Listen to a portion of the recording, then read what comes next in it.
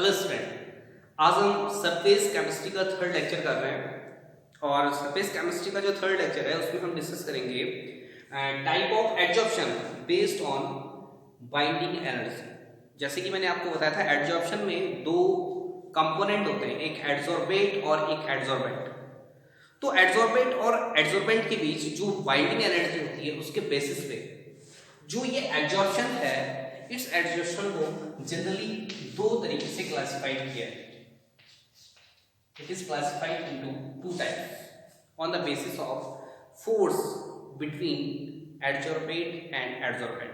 तो दो तरीके से कौन कौन सा है, देखो फर्स्ट हमारे पास है फिजिकल एडजॉर्प्शन और दूसरा जो हमारे पास है वो है केमिकल एडजॉर्प्शन। देखो ये फिजिकल एडजॉर्प्शन जो है इसको हम एक नाम और भी बोलते हैं, कहीं कहीं पे आपके पास लिखा होगा फिजिसॉर्प्शन और इसके लिए लिखा होगा केमिसॉर्प्शन। कंफ्यूज मत होना, दोनों की दोनों जो टर्म्स हैं वो सेम ही है, या तो हम ये लिखते हैं या फिर हम ये लिखते हैं। अब बात करेंगे कि दोनों जो टाइप है, फिजिकल एडजॉर्प्शन और केमिकल एडजॉर्प्शन है, दोनों में डिफरेंस क्या है, what is the physical adsorption और व्हाट इज केमिकल एडजॉर्प्शन। देखो जो फिजिकल एडजॉर्प्शन और केमिकल एडजॉर्प्शन है, इसको मैं अलग अलग तरीके से आपको बता देता हूं कि किस किस तरीके से ये डिफरेंट है। सबसे पहले मैं बात कर रहा हूं, देखो on the basis of force of interaction. देखो फर्स्ट जो मैं बात करता हूं on the basis of force of interaction की बात कर लेता हूं। देखो फोर्स ऑफ इंटरेक्शन के बेसिस पे अगर मैं बात करता हूं तो जो फिजिकल एडजॉर्प्शन होता है, यानी जो हमारे पास एडसॉर्बेट और एडसॉर्बेंट होता है, उनके मॉलिक्यूल्स के बीच वीक वंडरवॉल फोर्सेस होता है, वंडरवॉल फोर्सेस। जो हमारे पास ये फिजिकल एडजॉर्प्शन है, तो फिजिकल एडजॉर्प्शन में जो एडसॉर्बेट और एडसॉर्बेंट होता है, तो एडसॉर्बेट और एडसॉर्बेंट के बीच जो फोर्स होता है वो वीक वंडरवॉल फोर्सेस होता है। लेकिन जो केमिकल एडजॉर्प्शन है उसमें जो फोर्स होता है एडसॉर्बेट और एडसॉर्बेंट के बीच वो होता है स्ट्रॉन्ग इंटरमॉलिक्यूलर फोर्सेस। देखो इंटरमॉलिक्यूलर फोर्सेस की बात अगर मैं करूं तो केमिकल बॉन्डिंग होती है, यानी केमिकल बॉन्डिंग का मतलब आयनिक फोर्स होता है, और हाइड्रोजन बॉन्डिंग अगर मैं बोल सकता हूं, कोवेलेंट बॉन्ड में बोल सकता हूं, तो ये स्ट्रॉन्ग बॉन्डिंग होती है, स्ट्रॉन्ग इंटरमॉलिक्यूलर फोर्स होता है एडसॉर्बेट और एडसॉर्बेंट के मॉलिक्यूल्स के बीच। जब भी कोई एडसॉर्बेंट के सरफेस पे अटैच होगा केमिकल एडजॉर्प्शन पे, तो उसके बीच आयनिक या कोवेलेंट फोर्स होगा।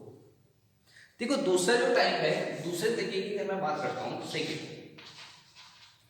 तो एंथैल्पी ऑफ एडजॉर्प्शन के बेस पे बात कर देता हूं। Enthalpy of adsorption. देखो एंथैल्पी ऑफ एडजॉर्प्शन के बेसिस पे अगर मैं बात करूं तो जो फिजिकल एडजॉर्प्शन है इसकी लो एंथैल्पी ऑफ एडजॉर्प्शन होती है, लो एंथैल्पी, और जो केमिकली है उसका हमारे पास हाई एंथैल्पी ऑफ एडजॉर्प्शन होती है, हाई एंथैल्पी ऑफ एडजॉर्प्शन। अगर आपको याद होगा तो मैंने आपको एंथैल्पी बताई थी। एंथैल्पी ऑफ एडजॉर्प्शन का मतलब होता है कि एक मोल एडसॉर्बेट को एडसॉर्ब होने के लिए कितनी एनर्जी की जरूरत होती है, वो हमारे पास होती है एंथैल्पी ऑफ एडजॉर्प्शन। तो इसकी एंथैल्पी जो है वो होती है 20 to 40 किलो जूल पर मोल। इतनी एनर्जी चाहिए होती है 20 to 40 किलो जूल, जबकि जो ये फिजिकल है इसके लिए अप्रॉक्स 80 to 120 किलो जूल पर मोल एंथैल्पी ऑफ एडजॉर्प्शन की जरूरत होती है। ये दो तरीके था। थर्ड अगर हम बात करते हैं, तीसरा डिफरेंस अगर बात करते हैं तो टेम्परेचर की कर लेते हैं। अगर टेम्परेचर की बात करता हूं तो जो ये फिजिकल एडजॉर्प्शन है ये लो टेम्परेचर पे हो जाता है।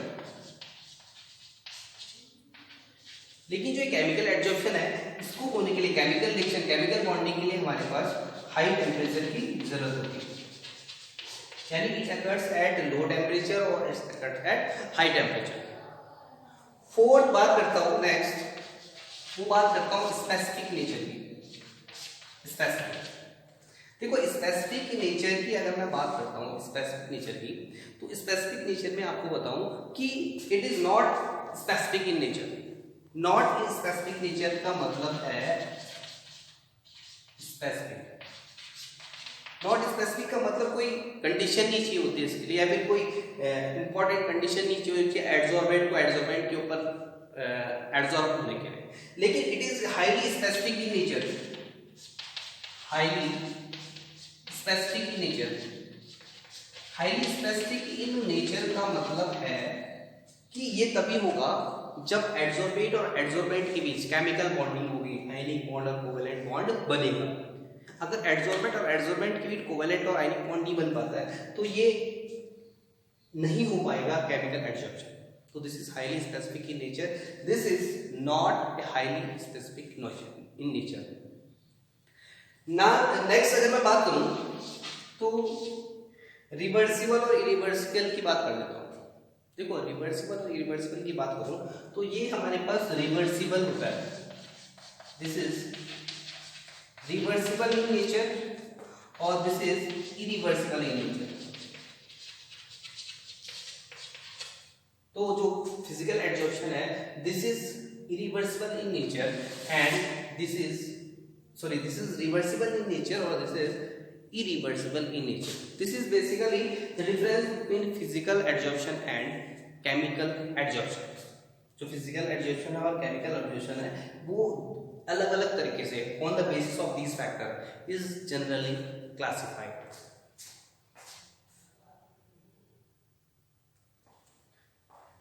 नेक्स्ट बात करते हैं फैक्टर अफेक्टिंग द एडजॉर्प्शन। देखो अभी टाइप ऑफ एडजॉर्प्शन की बात की थी, अब बात करते हैं कि जो एडजॉर्प्शन है वो कौन कौन से फैक्टर पे डिपेंड करता है।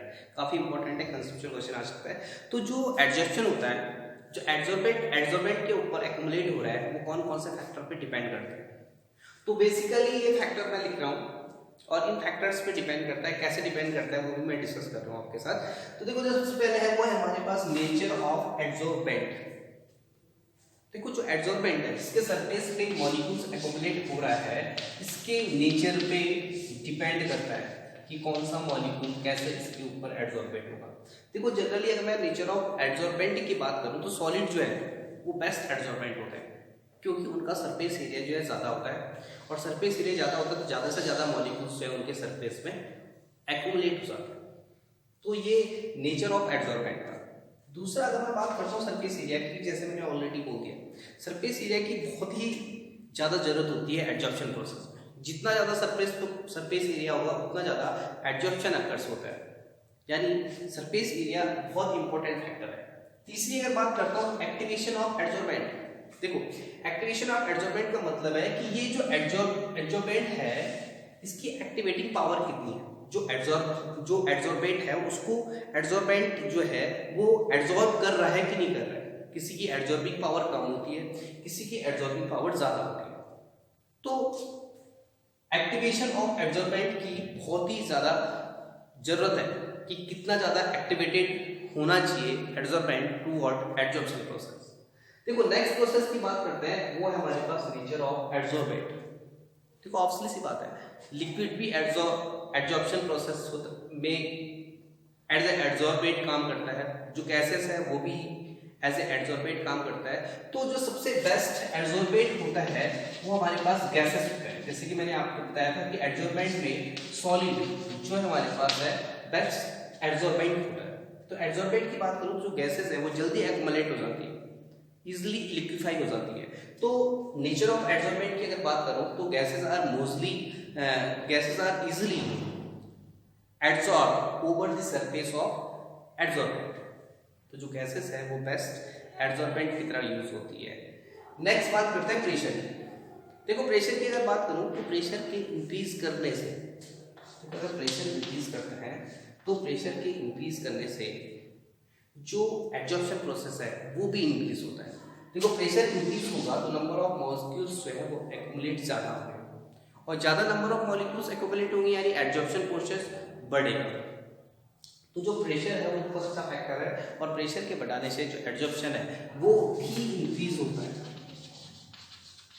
और एक लास्ट प्रोसेस है, और ये बहुत इंपॉर्टेंट है, एग्जाम में सबसे ज़्यादा बात होता है। देखो जैसे कि मैंने आपको बताया था कि जो टेम्परेचर की अगर मैं बात करता हूँ तो जो एडजॉर्प्शन प्रोसेस है, एडजॉर्प्शन प्रोसेस एक एक्सोथर्मिक प्रोसेस है, और एक्सोथर्मिक प्रोसेस का मतलब इसमें हीट जो है वो इवॉल्व होती है। देखो अगर हीट इवॉल्व होती है तो टेम्परेचर के बढ़ाने से, अगर हम टेम्परेचर बढ़ाते हैं तो जो प्रोसेस है वो बैकवर्ड डायरेक्शन में रिवर्स हो जाएगा, जो इक्विलिब्रियम वो बैकवर्ड डायरेक्शन में शिफ्ट हो जाएगा टेम्परेचर के बढ़ाने से। और टेम्परेचर के बढ़ाने से अगर जो प्रोसेस है इक्विलिब्रियम जो है वो बैकवर्ड डायरेक्शन में होगा तो जो एडजॉर्प्शन है वो डिक्रीज होगा, जो एडजॉर्प्शन है वो डिक्रीज होगा। एक बार मैं रिपीट कर देता हूँ। देखो एडजॉर्प्शन एक एक्सोथर्मिक प्रोसेस है, एक्सोथर्मिक का मतलब हीट इवॉल्व होती है, और टेम्परेचर के बढ़ाने से जो इक्विलिब्रियम है वो बैकवर्ड डायरेक्शन में शिफ्ट हो रहा है। बैकवर्ड डायरेक्शन में शिफ्ट होने की वजह से जो एडजॉर्प्शन प्रोसेस है वो डिक्रीज होता है और इंक्रीज द टेम्परेचर। लेकिन इस टेम्परेचर का फिजिकल एडजॉर्प्शन और केमिकल एडजॉर्प्शन पे अलग अलग इफेक्ट पड़ता है। देखो फिजिकल एडजॉर्प्शन और केमिकल एडजॉर्प्शन पे टेम्परेचर का क्या फर्क पड़ता है उसको थोड़ा सा ग्राफिकली रिप्रेजेंट कर देते हैं। ये वाला जो केस है बेसिकली ये फिजिकल एडजॉर्प्शन का है। If we draw the graph between x upon m, x मतलब एडजॉर्बेंट, m मतलब एडजॉर्बेंट, और यहाँ पे मैं बात करता हूँ टेम्परेचर की। तो टेम्परेचर के बढ़ाने से x अपॉन m की जो वैल्यू है वो डिक्रीज होती है फिजिकल एडजॉर्प्शन में, यानी x अपॉन m की अगर मैं बात करता हूँ तो x अमाउंट ऑफ एडजॉर्बेंट,